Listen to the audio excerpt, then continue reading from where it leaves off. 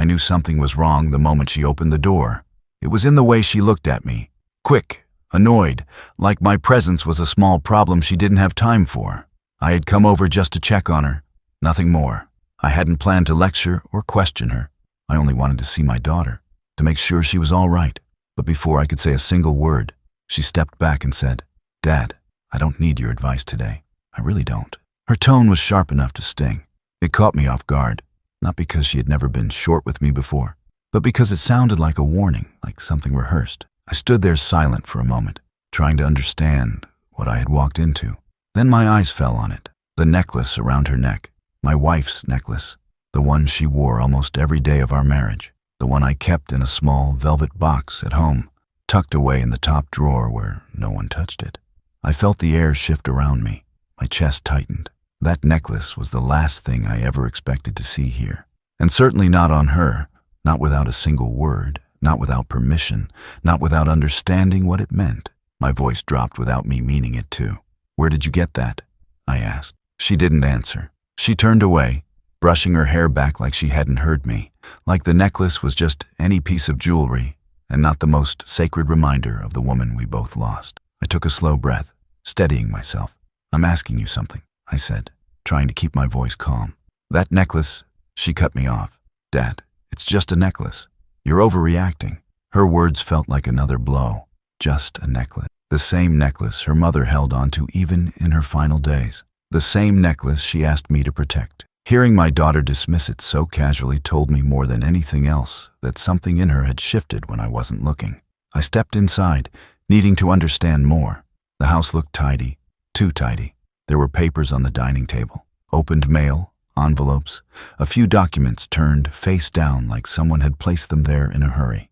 One corner of a form caught my eye, my name, my handwriting, or at least what looked like it. I reached toward it, but she moved quickly, scooping the papers together and sliding them into a drawer. "You don't need to go through my stuff," she said, her voice cold now. I swallowed hard. A part of me wanted to believe this was stress talking or grief resurfacing, but another part of me, the part that remembered every promise I made to her mother, knew better. There was a tension in the room that hadn't been there before, an edge I didn't know how to read. She crossed her arms and looked at me like I was the intruder. I said, "I'm fine, Dad. I don't need you checking up on me." Her words weren't just dismissive. They were distancing, deliberate, and the necklace shining gently against her skin felt like a warning I couldn't ignore. I tried again, quieter this time. "I didn't give you that necklace. You know that." She looked away, not down, not guilty, just away, the way someone looks when they're hiding the truth and refusing to let it surface. I felt an ache settle deep in my chest, not anger yet, not fully, more like the weight of something breaking for the first time, a trust shifting, a bond thinning. I wished she would explain, even lie better, anything to ease the growing suspicion forming in the back of my mind. But she didn't. She only said, "Dad, drop it," before walking past me and leaving me standing in the doorway alone. As I turned to leave, I glanced back once more. The necklace caught the light again, and in that single glint, I felt the first cold hint that something in her life, and maybe in mine, had already begun to cross a line. Would you feel something was wrong if your child acted this way? I've spent a lot of time thinking about how we reached this point. It didn't happen overnight, even though it felt sudden when she spoke to me at that doorway. There was a time when she leaned on me for everything. When she was little, she used to hold my hand tightly whenever we crossed a street. When she grew older, she would still come to me for advice. College choices, job worries, even small things like how to fix a squeaky cabinet door. I never imagined that those moments would become memories I'd replay, trying to understand where the distance began. After her mother passed, we were closer than ever. Grief made us depend on each other. We shared a quiet routine of checking in, eating dinner once a week, and sitting in the living room talking about ordinary things. For a while, it felt like we were healing together. But then the calls started to change. She would answer with short replies, sounding distracted or irritated. Sometimes she didn't pick up at all.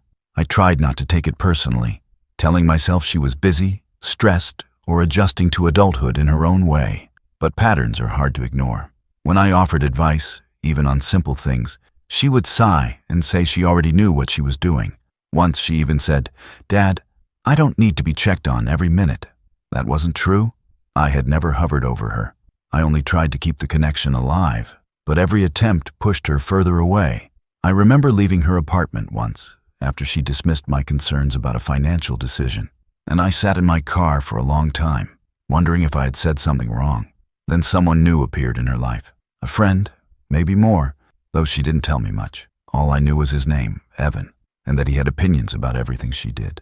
Opinions she followed. She started talking like him, repeating phrases that didn't sound like her. I don't want to rely on outdated methods. People need to let go of old habits. Everyone has the right to build their own path, no matter who disagrees. She said those things casually, but the meaning behind them hit her harder each time. Around that time, she became guarded about her finances. She created new online accounts and locked down her phone. When we talked, she would tilt the screen away from me, as if I might steal a glance at something secret. I tried to help her once with a bill she forgot to pay. She snapped, "I can handle it, Dad," and grabbed the envelope from my hand. The reaction didn't match the situation. It wasn't irritation. It was fear of being discovered. I noticed documents disappearing from my home months before. I understood why it mattered. A statement here, a receipt there. Nothing huge at first. I thought I misplaced them, brushed it off as aging or being disorganized. But the small things added up. And every time I tried to bring up anything related to finances or property, she changed the subject or got defensive. "Can we not do this right now?" she would say. I didn't push. Maybe I should have, but I didn't. A part of me felt guilty, like giving advice meant I was blocking her independence. Another part of me feared driving her farther away. She was my only child. Losing her felt like losing the last piece of her mother. Still, every time she raised her voice, dismissed my thoughts, or acted like my presence was a burden, a quiet truth settled inside me. The power I once had as her father, my influence, my guidance, my position as the one she trusted, was slipping, inch by inch. And with each inch lost, a new worry took its place. By the time she stopped answering my calls altogether, I understood something I didn't want to accept. I wasn't just being pushed away, I was being replaced. I first noticed something strange on a quiet morning, the kind where the house feels still enough to make your thoughts echo. A bank notification flashed on my phone. It showed a withdrawal I didn't remember making. It wasn't a huge amount, but it was unusual enough to pull my attention. I stared at it longer than I should have, trying to decide if it was my mistake or something else. I told myself it was probably an error, maybe a delayed transaction I forgot about. It happens at my age, and I didn't want to sound paranoid.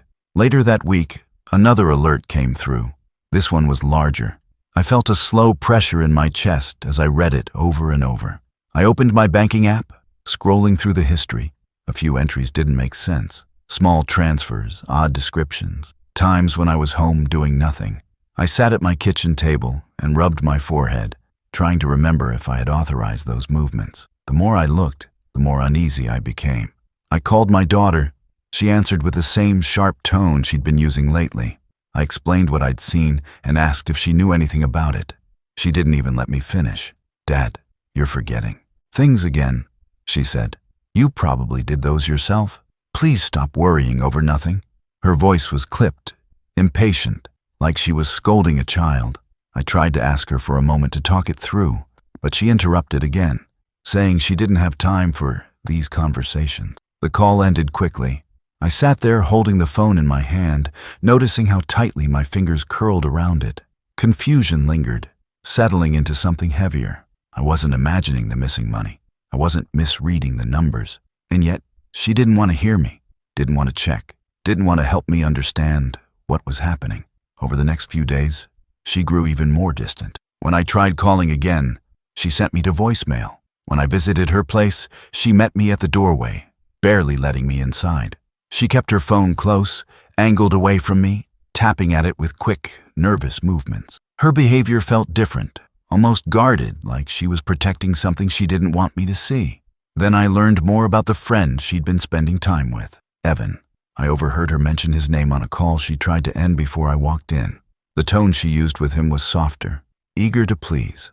When she talked about his ideas or plans, it sounded rehearsed, like she was borrowing someone else's confidence. I didn't know much about him, but something in my gut told me he had a hand in the changes happening around her.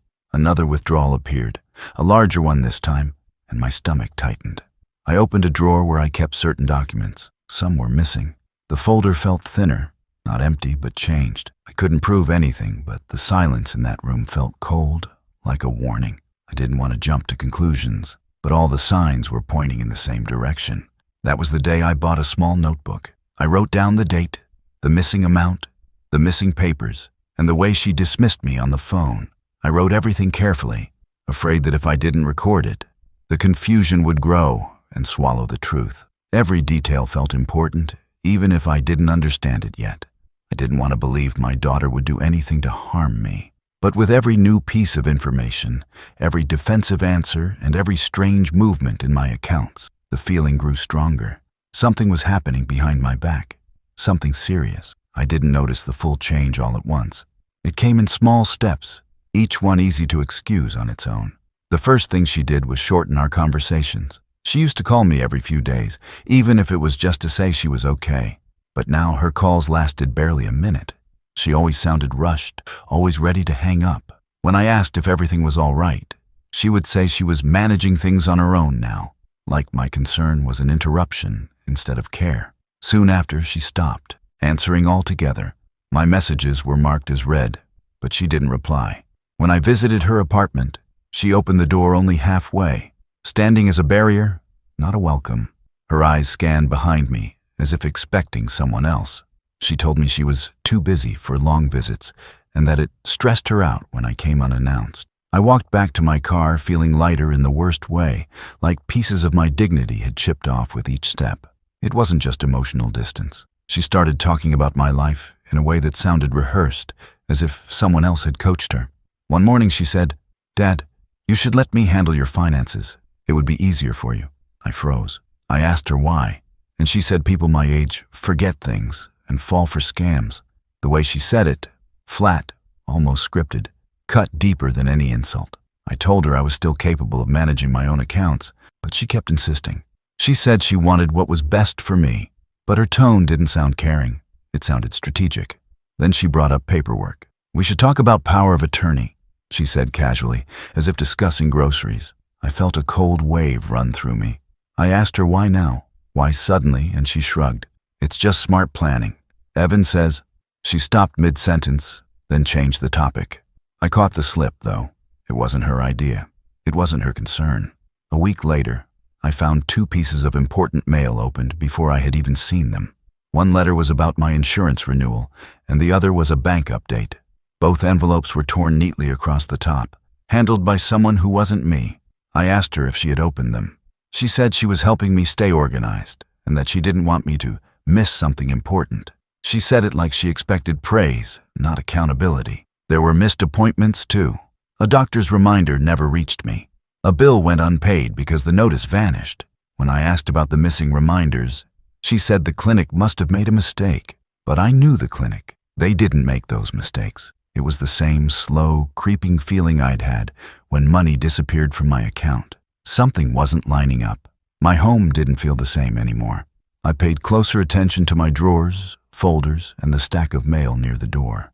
Sometimes I found things rearranged. Other times, something small went missing, but reappeared days later in a different place. I found myself growing anxious in my own house, checking and rechecking things I used to leave alone. I didn't want to admit it, but fear was settling into my routine. Despite all the signs, I kept quiet. I didn't confront her, not fully. She was my daughter. The guilt of doubting her sat heavy in my chest, making it harder to breathe. I couldn't bring myself to accuse her of anything without proof. I didn't want to believe she was capable of hurting me, even though the evidence was forming its own shape right in front of me. But that night, when I stood in my living room and saw a folded document I didn't recognize tucked under a stack of mail, something with my name on it, but not in my handwriting, I felt the last bit of comfort slip from my hands. My world narrowed to a quiet truth I didn't want to face. I might need legal help, and the guilt of that thought felt heavier than anything else. Would these red flags worry you? I spent the next 2 nights gathering every document I could find, even the ones I wasn't sure were important. My hands shook as I spread them across the kitchen table. Bank letters, copies of old statements, the notes I started keeping, and the envelopes my daughter had set aside for later. I didn't know what counted as evidence, but I knew I had to bring something. Every sheet felt heavier than it should, like it carried the weight of everything I hadn't wanted to admit. By the time I slid the papers into a worn folder, I felt a strange mix of fear and relief. I was finally doing something, even if I didn't know where it would lead. The lawyer's office was quiet when I walked in, the kind of silence that makes you straighten your shoulders without thinking.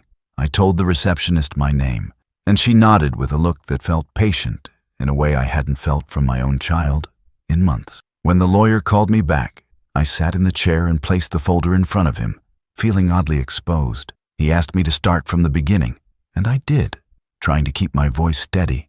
As I spoke, he leafed through the papers, pausing every so often, his eyes narrowing slightly, but his tone careful. He didn't rush me, and that alone almost broke me. When he finally leaned back, he looked more serious than before. He told me he couldn't give full answers yet, but what I brought needed attention. He pointed out withdrawals that didn't match my habits and changes in account access that didn't happen by accident. He didn't accuse my daughter directly, but the way he worded things made it clear he suspected something more than confusion. Hearing a professional voice echo the fears I had tried to bury made my chest tighten. I felt both ashamed and strangely validated, like I had been waiting for someone to tell me I wasn't imagining all of this. He asked if my daughter had pressured me for financial control. I nodded slowly, remembering the conversations where she insisted she needed to protect me from mistakes. He frowned at that and told me elder financial exploitation often starts with similar language. Then he asked if I wanted him to contact Adult Protective Services. I hesitated, feeling the same guilt that had followed me for weeks. But the lawyer's calm explanation steadied me.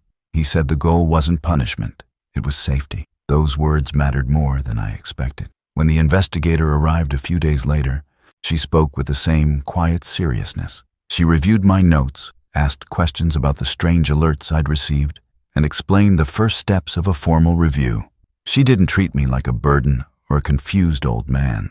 She treated my concerns like they mattered.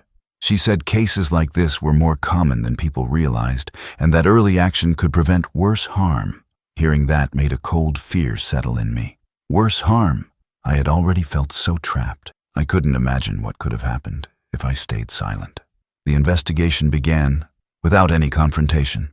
They told me they would collect information quietly, that I didn't need to alert my daughter, and that I had done the right thing by reaching out. Those words landed deep. For the first time in months, I felt a small kind of strength returning. Not confidence, not victory, just a fragile sense that I wasn't completely alone. I walked out of the office that day with my folder tucked under my arm, aware that everything was about to change. I didn't know how, and I didn't know what the cost would be, but standing still had already cost me too much. Before I end this part of my story, I want to ask you something. Have you ever helped protect a vulnerable elder? If you have, then you know how heavy that first step feels. I went to her house that afternoon with the folder tucked under my arm, knowing the moment had finally come. The investigator told me I didn't need to confront her, that the process would move forward either way. But there was a part of me that couldn't stay silent any longer. I needed to hear her say something honest, even if it hurt. When she opened the door, she looked surprised, almost annoyed, like my presence interrupted something important. I stepped inside anyway, feeling my heartbeat thudding in a way I hadn't felt in years. I told her we needed to talk, and she rolled her eyes like I was asking for something ridiculous. I tried to keep my voice steady as I explained the strange withdrawals and the missing money, the accounts I didn't recognize, and the alerts that warned me something was being accessed without my permission. She didn't look shocked or confused. Instead, she shrugged and said, I must be forgetting things again. She said older people mix up numbers all the time. Hearing her talk about me like that, like I was someone fading, someone unreliable, cut deeper than I expected. I told her I wasn't imagining anything and opened the folder. I placed the statements on the table between us, pointing to the transfers and new digital profiles created under my name. She glanced at them for only a second before claiming she had no idea what she was looking at. Then she said her partner probably tried to help me and must have mixed up something accidentally. The way she said it sounded rehearsed, calm, defensive, and empty. I watched her face closely and saw nothing of the little girl who used to reach for my hand, just to feel close. All I saw was distance. When I brought up the necklace, her mother's necklace, she stiffened. She didn't deny wearing it now. She simply asked why it mattered so much. My throat tightened. That necklace was the last thing her mother held before passing. It wasn't something to be borrowed without a word. It wasn't an accessory. It was a memory. She shrugged again, saying someone had to make use of it instead of letting it sit in a drawer. I realized then that she no longer saw value in the things that once held our family together. I told her investigators were reviewing the accounts. Her expression changed for the first time.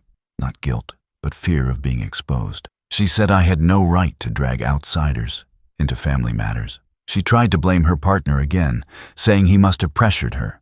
Then she said something that hollowed me out. She said if I had given her control earlier, none of this would have been necessary.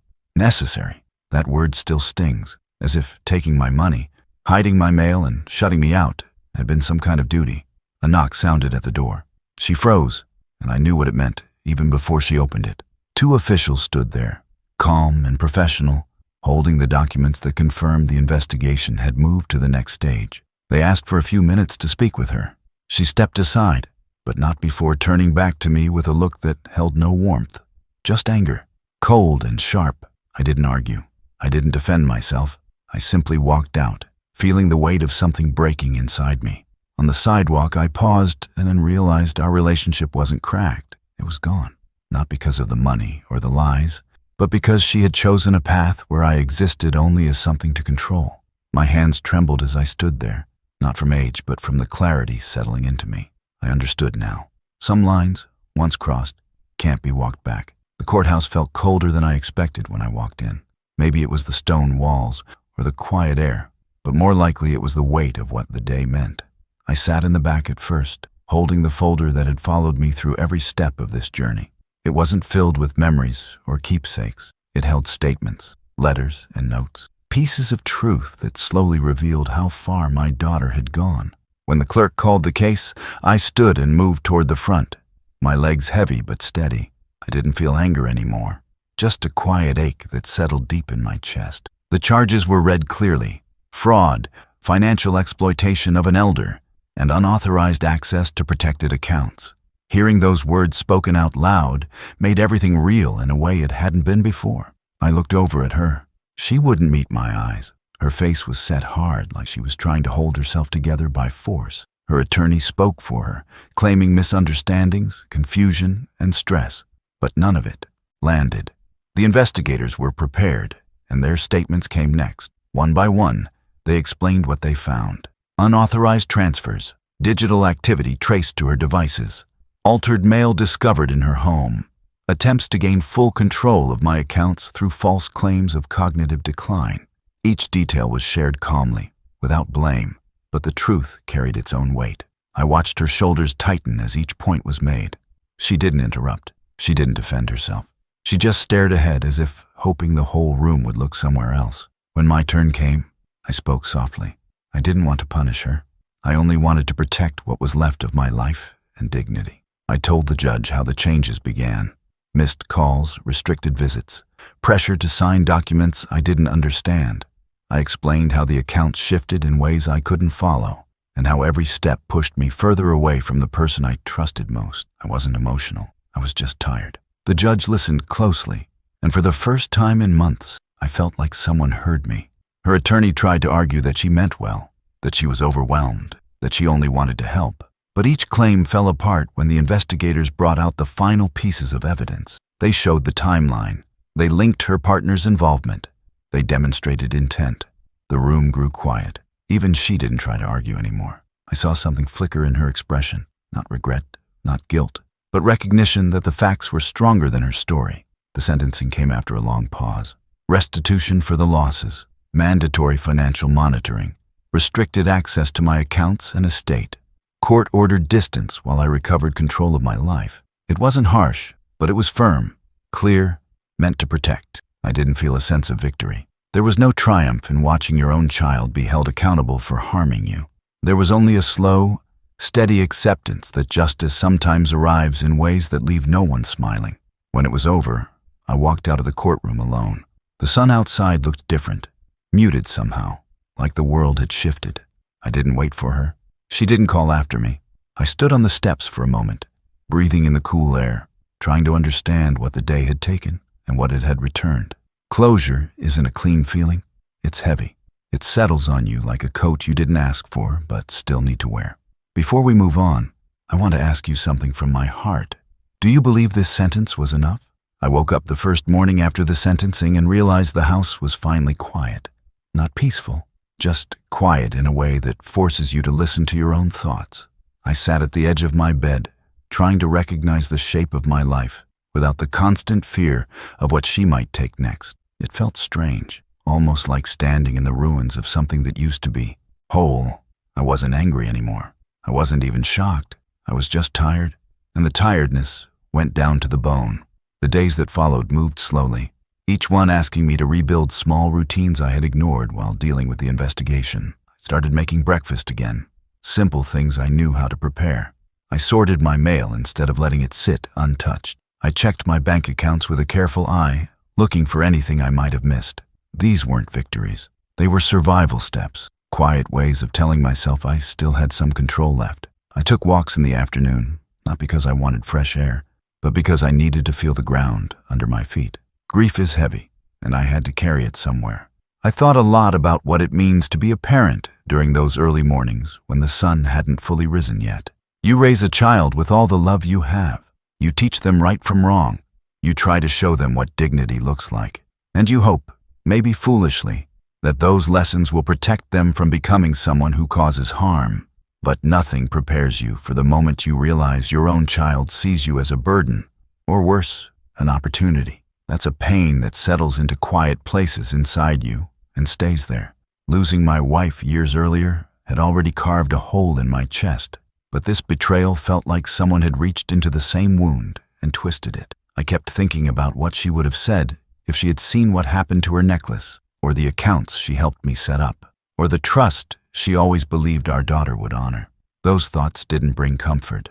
They only reminded me how fragile a family can become when respect disappears. But I also knew she wouldn't want me living in bitterness. She would want me to remember who I was before all this chaos started. I tried to rebuild boundaries after the trial. I limited who had access to my information. I updated every password and closed anything I didn't recognize. I met with a counselor at the senior center who helped me talk through the guilt that kept circling in my mind. She told me something I still repeat to myself on the hard days. Being betrayed doesn't make you weak. Ignoring it does. I hold on to those words when the loneliness gets loud. I also think about younger people who might hear this story. I hope they understand how deeply their actions shape the lives of the elders who raised them. Respect isn't a gift. It's a responsibility. And when it's broken, the damage doesn't fade easily. Money can be replaced. Time and trust cannot. You don't get a second chance to protect someone who is aging. When you fail them, the wound lasts longer than you think. Some people ask if I regret taking the legal route. I don't. Justice isn't the same as revenge. Justice is choosing to protect yourself when no one else will. It's choosing to stop the harm, even when it means breaking the last pieces of a bond you once cherished. I walked out of that courtroom knowing I did what I had to do, even if it left me standing alone. And now, after everything that has been taken and everything that has changed, I ask you honestly, what would you have done in my place?